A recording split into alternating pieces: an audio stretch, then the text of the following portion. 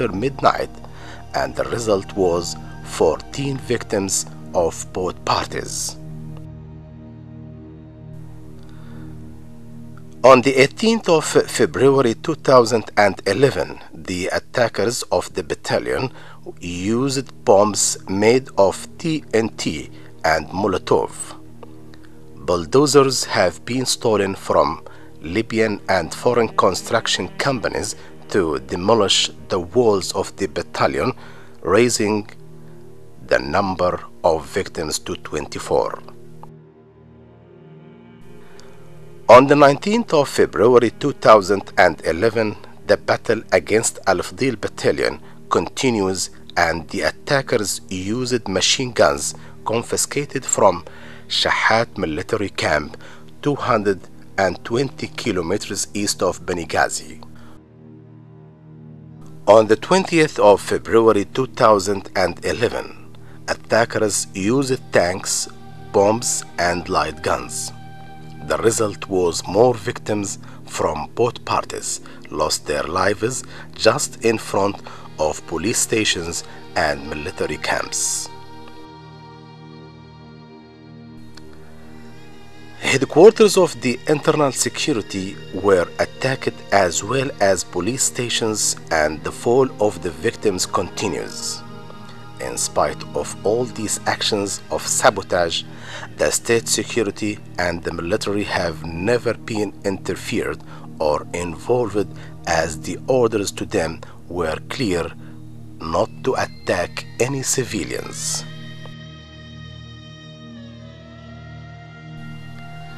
The telephone calls that have been traced between the terrorists, as well as the confessions of those who were arrested later, were great evidence that there is a plan and plot bigger than everybody's thought.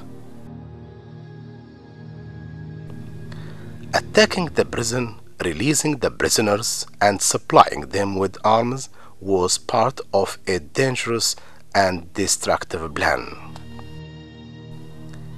Rapidly, the country had been drawn to a war with all kinds of weapons, from the primitive to the sophisticated light and heavy weapons. Rebels were able to seize large quantities of these weapons from the military camps and police stations. The streets of a large number of Libyan cities have been transformed into weapons arsenal show, led to a scene of tanks in the middle of the streets, driven by strangers and prison fugitives. Anti-aircraft weapons, machine guns, and cannons in the streets became a game in the hands of abusers, terrorizing people in those towns which fell under their control and bringing the country nearly to a civil war.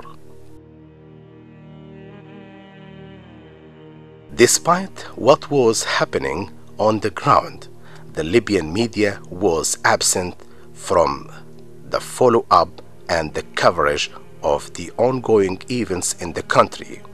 Foreign media provided an image characterized by exaggeration and falsification of the Libyan events.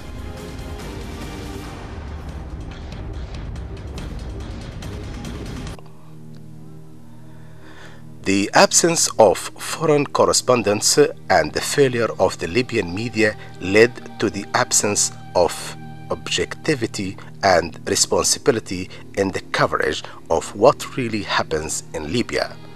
But although the Libyan state has invited many journalists from all over the world to come and cover the events from the spot, some media continued their exaggerate and false details.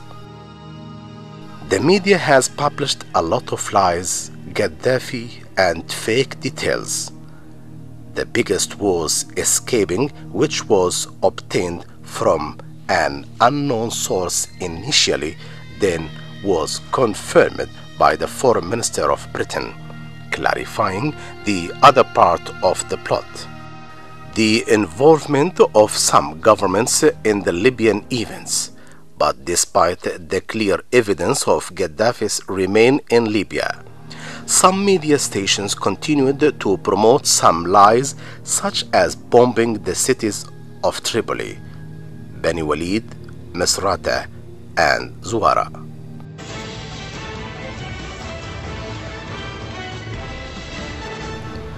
Some satellite channels incited and encouraged violence, conflict, and hate, and launched a war against Libya and the dark-skinned Africans under the pretext of presence of Africans mercenaries, fighting with the Libyan security forces, very much like the story of mass destruction weapons in Iraq. But strangely, none of those mercenaries was presented to the cameras of these channels, despite the daily stories of the prosecution of the arrested mercenaries. Even the presented photographs on these channels were just Libyan soldiers of dark skin.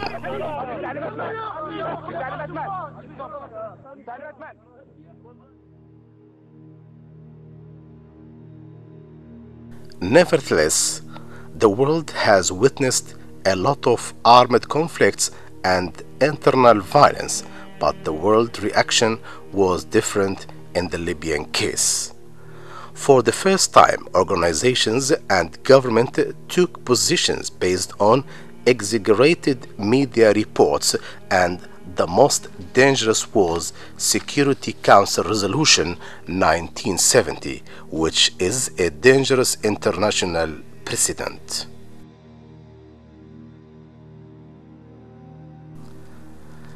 The immense media has spread fear and terror in Libya and frightened even the ambassadors and delegates of Libya in countries and international organizations, forcing them to take positions against their country. Russia, America, China, Somalia, Yemen, and other countries have had such events, but the world dealt differently with the Libyan crisis. Libyans of different ages and regions flocked to the streets, refusing the plot against their own country and the symbol of the national unity, Muammar al-Gaddafi.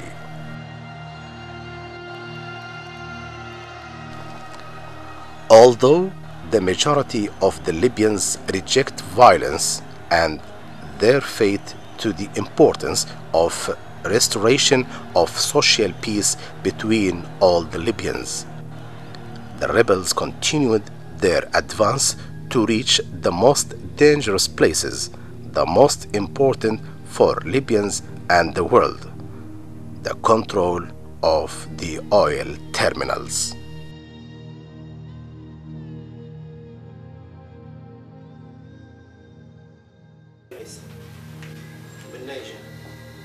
وليد 84. وفي مشكلة هاي بتاع الصحة الخضراء اللي صارت، اللي بتاع الطلقات. أنا واحد من الناس اللي فرقت طلقة 4 طلقات ومعي 4 أنفار. وفي مشكلة بتاع شو اسمها العرادة اللي صارت، حتى هي جت الفشلون بتاع المركز، حتى هي معنا. أنا معهم يعني، كنت يعني لما ما كنتش فاهم يعني كنت معهم، لكن توا مش معهم.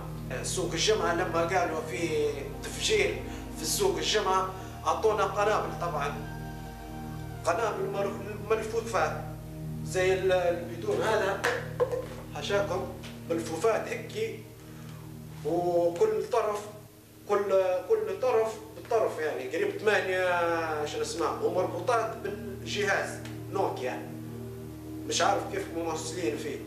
قالوا لنا نعطوك شو اسمها البورزه، الشنطه بتاع اللهدي، نحطوا فيها القنبله هذه. طبعا كل ما يقولوا شنو اسمها تفجر ليبيا، تفجر في شنو لما قالوا ليبيا راهو سوق الجمعه يفجروا في سوق الجمعه. احنا الوقت هذيك كيف جينا بنحطوا شنو اسمها هذه الاجهزه، جوني ناس من نفس الناس هما اللي يشتغلوا معانا قالوا لي راهو يا محمد باش نفجروا سوق الجمعه. هذه سوق الجمعه على اساس امتى؟ غدوه يوم الجمعه. يوم الجمعة يا ناس راهو في تفجير بيصير هنا في طرابلس. عندك سوق الجمعة وعندك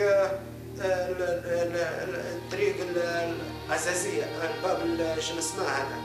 باب العزازية ولا شنو يقولوا لها، وانت ماشي في طريق مطار. هذا الكوبري هذا اللي فيه الوادي اللي بعد باب العزازية هذا قعد فيه ساعة هو، ولا الكوبري اللي الوادي الثاني اللي بعد القيادة الناقل الزوز قعدنا فيهم ساعة وإحنا نتراقبوا ونديروا في الخريطات كيف نديروا كيف ما نديروا. طبعا في مهندس معنا اللي بينفذ العملية، إحنا غير يقولوا لنا كيف نديروا ونديروه هو يعرف شو اللي يدير، الله أعلم.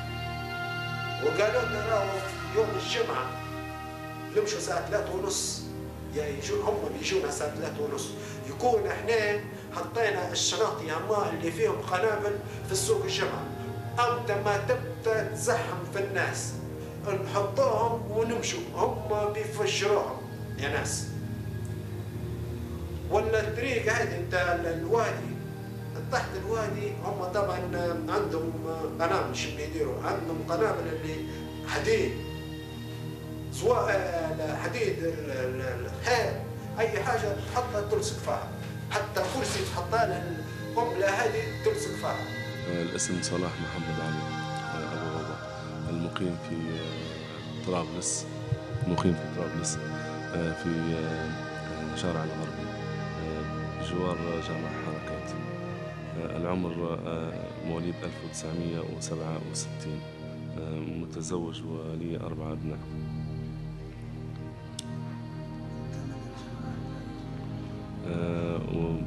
وأحد أفراد الجماعة الإسلامية المقاتلة في الموجودة في الخارج. هل أوقفت يعني مش أوقفت الجماعة الإسلامية أو الجماعة الليبية الإسلامية المقاتلة أوقفت نشاطها بعد مبادرة الدكتور سيف، وإلا ما تمش ذلك؟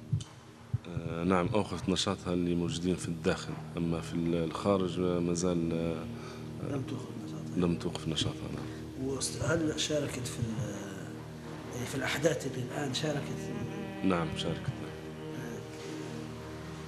أنت شاهدت أو أنت شاهدت وشاركت أيضا؟ نعم. في الأحداث اللي مرت ودخلت مدينة الزاوية. أحكي لنا عن مشاركتك كيف تمت؟ مشاركتي تمت بشكل عام، يعني اللي هو نقل الأخبار اللي موجودة. جاك تكليف جاني تكليف من شخص، نعم، من الجماعة اللي هو من الخارج. شاركت في نقل الأخبار اللي موجودة في الساحة، وادخال يعني بعض الأشخاص اللي موجودين في الخارج عن طريق الحدود. دخلتهم جبتهم دخلوا الساحة في الزاوية؟ لا، لم يدخلوا، ما زال ما خشوش الساحة، لكن هم دخلوا عن طريق نالوت وموجودين في نالوت. نعم. أضمية الجماعة الإسلامية. هذو الجماعة الإسلامية المقاتلة. هل الجماعة الإسلامية المقاتلة من أساليبها الذبح في القتل عند القبض على أحد من الطرف الآخر؟ لا.